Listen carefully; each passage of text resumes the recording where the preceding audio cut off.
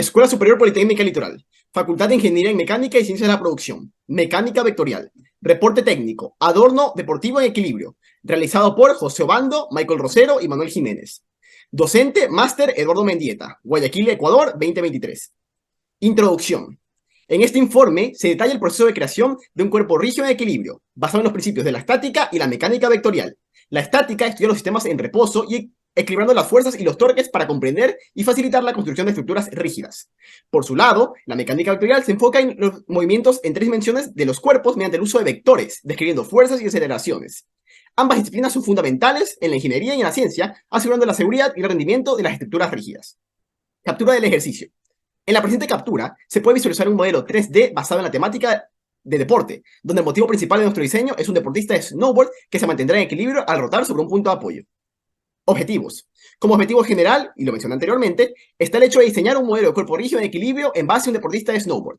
Para alcanzarlo hemos planteado distintos objetivos específicos. Entre ellos está emplear los conocimientos de la física mecánica para la elaboración del modelo y la realización de cálculos que permitan su funcionamiento. Identificar aquellos materiales adecuados para su construcción, considerando su durabilidad y resistencia. Y finalmente, determinar un software que facilite el modelado digital del producto y los cálculos pertinentes computacionales. Marco teórico. Empezaremos hablando de las leyes de Newton que describen la mecánica clásica. La primera ley de Newton establece que un cuerpo tiende a mantener su último estado de movimiento. Es decir, para que un cuerpo cambie su estado de movimiento, es necesario que se aplique una fuerza sobre él distinta de cero, una fuerza neta distinta de cero. La segunda ley de Newton nos dice que para acelerar un cuerpo debemos aplicar una fuerza sobre él. La magnitud de la fuerza, por lo tanto, viene dada por la relación de la multiplicación entre la masa y la aceleración. La tercera ley de Newton nos habla acerca de la acción y la reacción. Es decir, en nuestro universo las fuerzas trabajan en pares. A cada acción le corresponde una reacción. Por lo tanto, una fuerza de A sobre B será igual a una fuerza de B sobre A, pero en sentido opuesto. Hablaremos acerca del equilibrio. El equilibrio estático se refiere a cuando un sistema no se encuentra en movimiento. En este caso, la suma de todas sus fuerzas que actúan sobre él es igual a cero.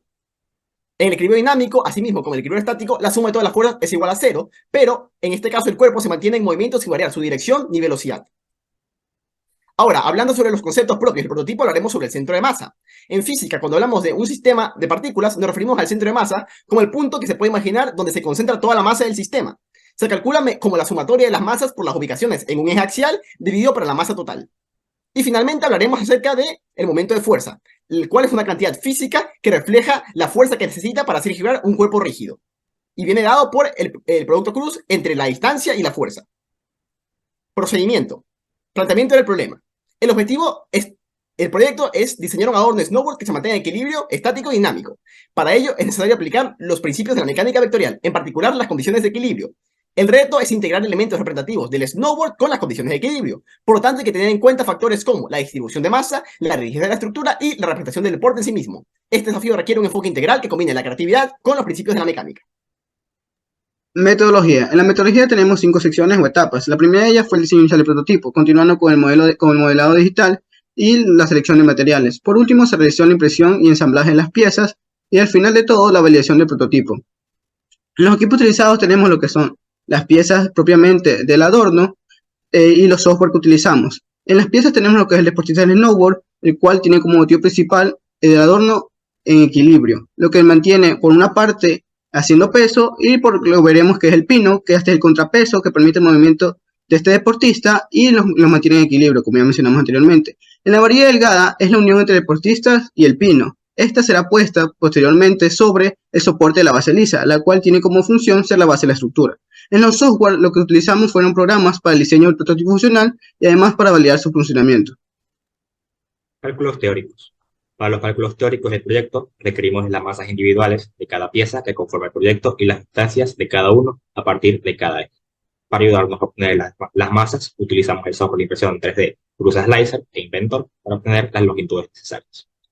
Procediendo a la obtención de las coordenadas del centroide de cada eje, utilizamos la suma de masas individuales de cada objeto multiplicado por su distancia del eje X, dividido por la masa total. Obtenemos que en el eje X las coordenadas del centroide se ubican a 1.7 por 10 a la menos 2 del origen de coordenadas. Realizamos el mismo procedimiento para el eje Z y obtenemos su coordenada. No tomamos en cuenta el eje Y, pues solo consideramos el plano XZ. Para los cálculos computacionales del centro de masa, usamos el lenguaje de programación Python mediante el software PyCharm.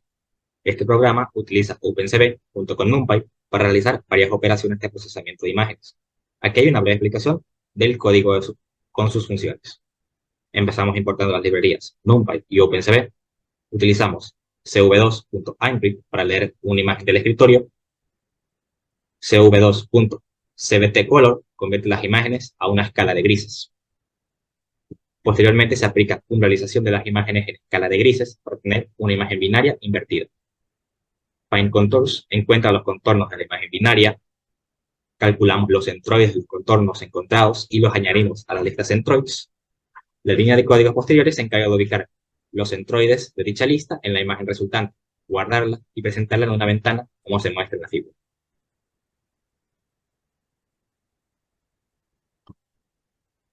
Modelado 3D. Para el diseño 3D de cada parte se utilizó el software Blender, que con ayuda de sus herramientas como recortar y estirar, y a base de modelos predeterminados como cubos, esferas y cilindros, se realizaron gran parte de los modelos con formas relativamente sencillas. Otra parte de los modelos se realizaron esculpiendo polígonos a partir de imágenes de referencia, como el modelo del pino y la tabla de snowboard. Posteriormente, dichos modelos fueron adaptados para la impresión 3D con el software predeterminado de Windows, 3D Builder y Ultimaker Curve. Cálculo de errores. En esta parte veremos lo que es la comparación entre los valores teóricos tomados de software como Inventor y los valores experimentales medidos por nosotros, la parte humana.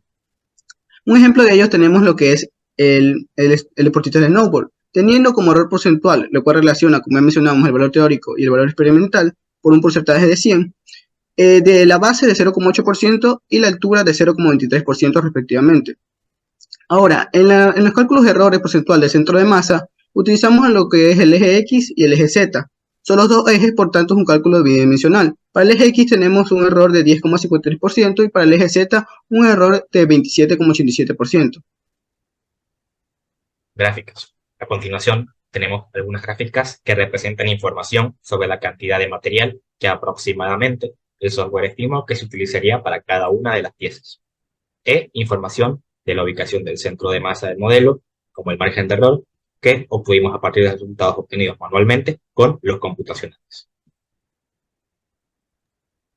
En los resultados y el análisis de resultados, vimos que en base, valga la redundancia, a los resultados obtenidos anteriormente, hubo una realización de un análisis. En este análisis podemos comprobar y enfocarnos en la parte del error, en que la parte teórica y experimental, en base a las piezas que no son el centro de masa, hubo un error muy mínimo, por tanto hubo una medición precisa y exacta.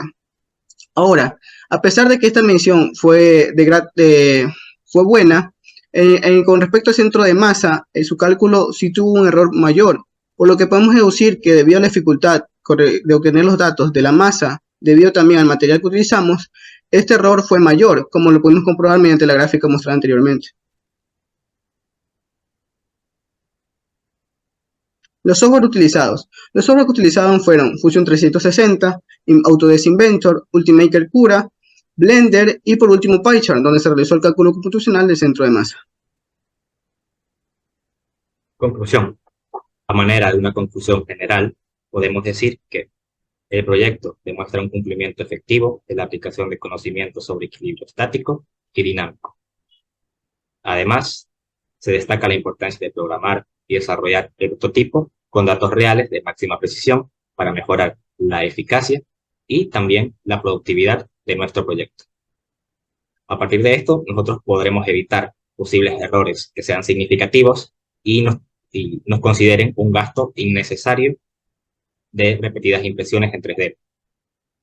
Aunque los errores que calculamos muestran una buena relación entre el proyecto propuesto y el prototipo que realizamos, se sugiere una mayor planificación de dicho prototipado, de una forma más cuidadosa, para así poder nosotros prevenir posibles errores mediante una estrategia más sólida y precisa, obteniendo un mejor centro de masa y que nuestro modelo se equilibre con éxito.